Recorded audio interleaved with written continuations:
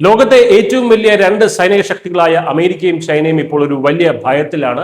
രാജ്യത്തിന്റെ സുരക്ഷാ രഹസ്യങ്ങൾ അറിയാവുന്ന ഏറ്റവും മികച്ച ശാസ്ത്രജ്ഞരെ ദുരൂഹമായ സാഹചര്യങ്ങളിൽ കാണാതാകുകയോ മരിച്ച നിലയിൽ കണ്ടെത്തുകയോ ചെയ്യുന്നു. ഇതുവരെ അമേരിക്കയിൽ 11 പേർക്കും ചൈനയിൽ 9 പേർക്കുമാണ് ഈ ഗതി വന്നിരിക്കുന്നത്. പ്രത്യക്ഷത്തിൽ ഇതൊക്കെ സാധാരണ മരണങ്ങളോ അല്ലെങ്കിൽ അപകടങ്ങളോ ആയി തോന്നാമെങ്കിലും ഇതിന് പിന്നിലെ സമാനതകൾ വലിയ ഗൂഢാലോചനകളിലേക്കാണ് വിരൽ ചൂണ്ടുന്നത്. ആണവ സാങ്കേതിക വിദ്യ, ഹൈപ്പർസോണിക് ആയുധങ്ങൾ, ആർട്ടിഫിഷ്യൽ ഇന്റലിജൻസ്, ബഹിരാകാശ ഗവേഷണം എന്നീ അതിപ്രധാന മേഖലകളിൽ പ്രവർത്തിക്കുന്നവരാണ് ഇവരെല്ലാവരും എന്നതാണ് ഇതിലെ ഏറ്റവും വലിയ ആശങ്ക. അമേരിക്കയിൽ നാസയിലെ എഞ്ചിനീയർമാർ, വ്യോമസേന ജനറൽമാർ, ലോസ് അലാമോസ് പോലെയുള്ള ആണവ ലാബുകളിലെ ശാസ്ത്രജ്ഞർ എന്നിവരെയാണ് അപ്രതീക്ഷിതമായിട്ട് കാണാതാകുന്നത്. ഇതിൽ ഏറ്റവും ശ്രദ്ധേയമായത് UFOകളെ കുറിച്ച്, അതായത് അന്യഗ്രഹ ജീവികളെ കുറിച്ച് അന്വേഷിച്ചിരുന്ന വ്യോമസേന റിസർച്ച് ലബോറട്ടറി കമാൻഡറായിരുന്ന മേജർ ജനറൽ വില്യം നീൽ മക്കാസ്ലാൻഡിന്റെ തിരോധാനമാണ്. 2026 ഫെബ്രുവരിയിൽ ഫോണും വാച്ചും കണ്ണടയുമെല്ലാം വീട്ടിൽ വെച്ച് ഒരു റിവോൾവറുമായി നടക്കാൻ ഇറങ്ങിയ അദ്ദേഹത്തെ പിന്നെ ആരും കണ്ടിട്ടില്ല. നാസയിലെ എയറോസ്പേസ് എഞ്ചിനീയർ ആയിട്ടുള്ള മോണിക്ക റസയെ കാലിഫോർണിയയിലെ കാട്ടിൽ വെച്ചും കാണാതായി. റോക്കറ്റുകളിൽ ഉപയോഗിക്കുന്ന സൂപ്പർ അലോയ് ലോഹങ്ങളെ കുറിച്ച് ഗവേഷണം നടത്തുകയായിരുന്നു അവർ. നാസയിലെ തന്നെ എഞ്ചിനീയറായ 29-കാരൻ ജോഷുവ ലെബ്ലാൻ സ്വന്തം ടെസ്ല കാറിലെ തീപിടുത്തത്തിലാണ് മരിച്ചത്. ലോസ് അലാമോസ് ന്യൂക്ലിയർ ലാബിലെ മെലിസ കാസിയാസ്, വിരമിച്ച ശാസ്ത്രജ്ഞൻ ആന്റണി ഷാവേസ് എന്നിവരെയും കാണാതായിട്ടുണ്ട്.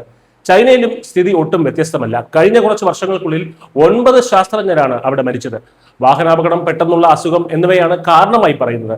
നാഷണൽ യൂണിവേഴ്സിറ്റി ഓഫ് ഡിഫൻസ് ടെക്നോളജിയിൽ തായ്വാനുമായി ബന്ധപ്പെട്ട AI മോഡൽ വികസിപ്പിച്ച 38-കാരനായ പ്രൊഫസർ ഫെങ് യാങ്ഹെ 2023 ജൂലൈയിൽ ബീജിംഗിൽ വെച്ച് വാഹനാപകടത്തിൽ മരിച്ചത് ഇതിൽ പ്രധാനമാണ്.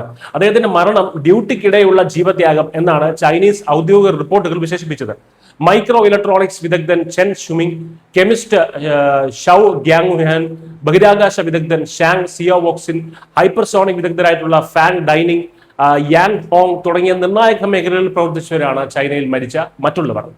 അമേരിക്കൻ പ്രസിഡന്റ് ഡൊണാൾഡ് ട്രംപ് ഈ സംഭവങ്ങളെ വളരെ ഗൗരവത്തോടെയാണ് കാണുന്നത്. അമേരിക്കൻ സാങ്കേതിക വിദ്യയെ തകർക്കാൻ ശത്രു രാജ്യങ്ങൾ ശാസ്ത്രജ്ഞരെ ലക്ഷ്യമിടുന്നു എന്നാണ് മുൻ ഉദ്യോഗസ്ഥരും നിയമനിർമ്മാതാക്കളും ഒക്കെ സംശയിക്കുന്നത്. സംഭവത്തിൽ FBI അന്വേഷണം ആരംഭിച്ചു കഴിഞ്ഞു. ആയിരക്കണക്കിന് ആളുകൾ ജോലി ചെയ്യുന്ന നാസയും വ്യോമസേനയും പോലെയുള്ള ഓർഗനൈസേഷനുകളിൽ ഇത്തരം അപകടങ്ങളോ ആത്മഹത്യകളോ ഒക്കെ തന്നെ സംഭവിക്കാൻ സാധ്യതയുണ്ടെന്നും അതിലൊന്നും യാതൊരു പുതുമയില്ലെന്നും ഒക്കെയാണ് ചില വിദഗ്ധരുടെ അഭിപ്രായം വരുന്നത്. എന്തായാലും ഇതൊരു വലിയ ഗൂഢാലോചനയാണെന്ന് ഉറപ്പിക്കാൻ മാത്രം ഇതുവരെ വ്യക്തമായിട്ടുള്ള തെളിവുകളൊന്നും തന്നെ കിട്ടിയിട്ടില്ല. എന്നാൽ ഫോണും പേഴ്സും എടുക്കാതെ വീട്ടിൽ നിന്ന് നടക്കാനിറങ്ങുകയും പിന്നീട് അപ്രത്യക്ഷരാകുകയും ചെയ്യുന്ന ഈ ഒരു പാറ്റേൺ ഉണ്ടല്ലോ, ആ പാറ്റേൺ വലിയ ആശയങ്ങൾക്കാണ് ഇടവരുത്തുന്നത്. രാജ്യത്തിന്റെ ഏറ്റവും വലിയ രഹസ്യങ്ങൾ സൂക്ഷിക്കുന്ന ഈ തലകൾക്ക് എന്താണ് സംഭവിക്കുന്നത്? അവർ ജീവനോടെ ഉണ്ടോ? ഉണ്ടെങ്കിൽ എവിടെ? ഉത്തരം കിട്ടാത്ത ചോദ്യമായി ഇത് തുടരുകയാണ്.